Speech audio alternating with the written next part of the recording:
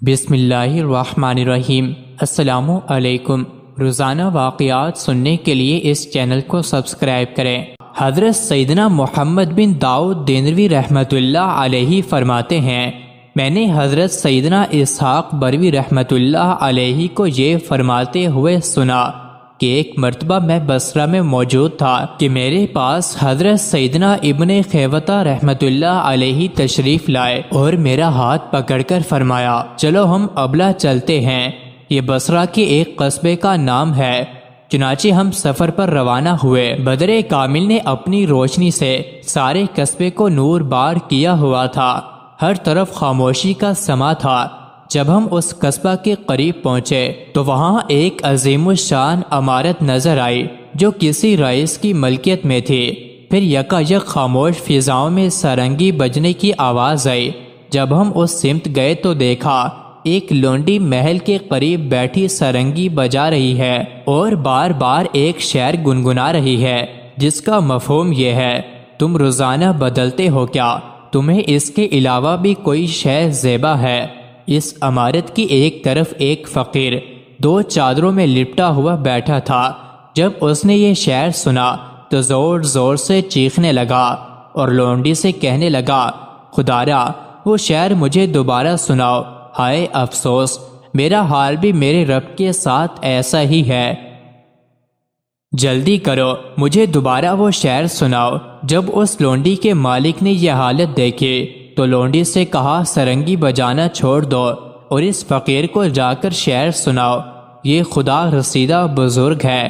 چنانچہ وہ لونڈی اس فقیر کے پاس آئی اور وہ شعر پڑھتی جاتی اور فقیر چیختا جاتا اور کہتا، خدا کی قسم میری حالت بھی میرے رب کے ساتھ ایسی ہی ہے۔ پھر یکدم اس نے ایک دل خراش چیخ ماری اور زمین پر گر پڑا۔ ہم اس کے پاس گئے اور اسے ہلا جلا کر دیکھا تو اس کی روح قفس انصری سے پرواز کر چکی تھی۔ جب یہ خبر اس عظیم الشان عمارت کے مالک کو پہنچی تو وہ نیچے آیا اور اس فقیر کی لاش کو اپنے گھر لے گیا۔ ہمیں اس واقعے پر بہت افسوس ہوا۔ پھر ہم اپنے کام کے سلسلے میں آگے روانہ ہو گئے۔ جاتے وقت ہم نے دیکھا صاحب عمارت نے اپنے سامنے موجود تمام آلات لہو و لعب توڑ دیے تھے۔ پھر جب صبح ہمارا گزر اسی مقام سے ہوا تو دیکھا اس عمارت کے گرد لوگوں کا جمع غفیر ہے اور وہاں اس فقیر کا جنازہ رکھا ہوا ہے۔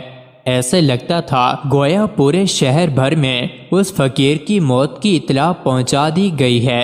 شہر کا ہر عام و خاص اس کے جنازے میں شرکت کے لیے موجود تھا۔ قاضی اور حکام بھی وہاں موجود تھے۔ پھر اس خدا رسیدہ بزرگ کے جنازے کو سوئے قبرستان لے جایا گیا۔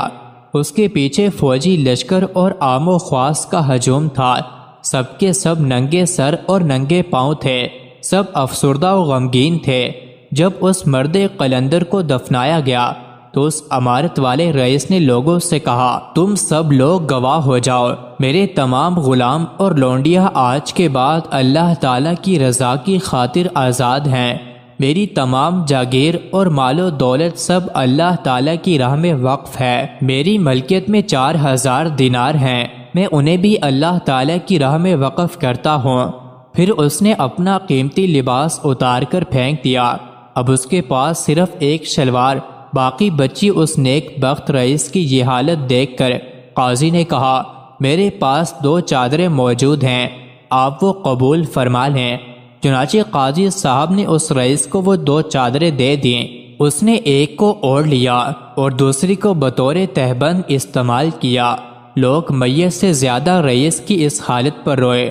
پھر وہ نیک بخت رئیس مالک حقیقی کی رضا کی خاطر اپنی تمام دولت چھوڑ کر دائمی نعمتوں کے حصول کے لیے ایک نامعلوم سمت روانہ ہو گیا۔ مزید ایسی ہی ویڈیوز کے لیے چینل کو ضرور سبسکرائب کریں۔